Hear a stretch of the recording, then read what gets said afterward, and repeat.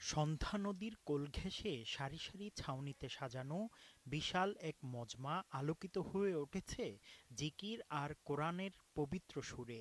নরম আলোর নিচে লাখো লাখো মুসল্লির উপস্থিত ছারছিনা দরবার শরীফে। পিরোজপুর জেলার নেছারাবাদ উপজেলার স্বরূপকাঠি শহরের উত্তর পাশে মনোরম সন্ধ্যা নদীর তীরে বিস্তৃত এই দরবার শরীফের আধ্যাত্মিক ইতিহাস আজ শতবর্ষ ধরে দীপ্তমান।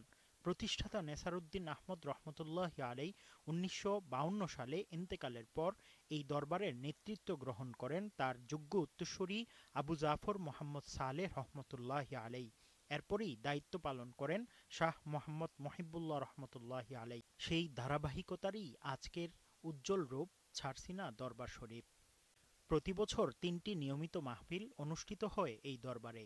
অগ্রহায়ণের ১৪ থেকে ১৬, মাঘের ১৬ থেকে ১৮ এবং ফাল্গুনের ২৭ থেকে ২৯ তারিখে। এবার চলছে অগ্রহায়ণের বার্ষিক ইসালে সওয়াব মাহফিল, এক আধ্যাত্মিক সমাবেশ যেখানে দেশ বিদেশ থেকে আসেন লাখো ধর্মপ্রাণ মুসল্লি। গতকাল বাদ মাগরিব হিজবুল্লাহর আমির ও ছারছিনা দরবারের বর্তমান পীর শাহ আবু নসর নেছারউদ্দিন আহমদ হুসাইন দোয়া মুনাজাত ও উদ্বোধনী বয়ানের মাধ্যমে আনুষ্ঠানিকভাবে মাহফিলের শুভ উদ্বোধন ঘোষণা করেন। ৩ দিন ব্যাপী এই মাহফিলে দেশের প্রখ্যাত উলামায়ে কেরাম বয়ান পেশ করছেন।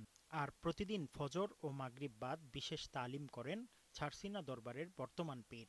মাহফিলকে সফল করতে সার্বক্ষণিক দায়িত্ব পালন করছে জমিয়তে হিজবুল্লাহ, ছাত্র হিজবুল্লাহ, যুব হিজবুল্লাহ সহ দরবারের সব পর্যায়ের নেতাকর্মীরা।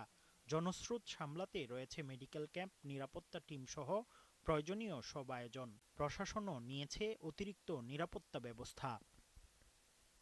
জানা যায় দেশের বিভিন্ন রাজনৈতিক অঙ্গনের অতিথিরাও যোগ দিচ্ছেন মাহফিলে। বিশেষত দ্বিতীয় দিনে উপস্থিত থাকবেন বিএনপি মহাসচিব মির্জা ফখরুল ইসলাম আলমগীর। আর আগামী সোমবার বাদ জোহর আখেরি বয়ান ও মুনাজাতের মধ্য দিয়ে পর্দা নামবে এবারের অগ্রহায়ণ মাহফিলের। আধ্যাত্মিক আলোয় ভরা ছারছিনা দরবার শরীফ, যেখানে জিকির, ইবাদত আর ইলমের এই বিরাট সমাবেশ প্রজন্ম ধরে ছড়িয়ে দিচ্ছে শান্তির পথ, সুন্নাহর দাওয়াত আর রুহানিয়াতের আলো। মুফতি আব্দুল্লাহ তামিম, সময় সংবাদ, ঢাকা।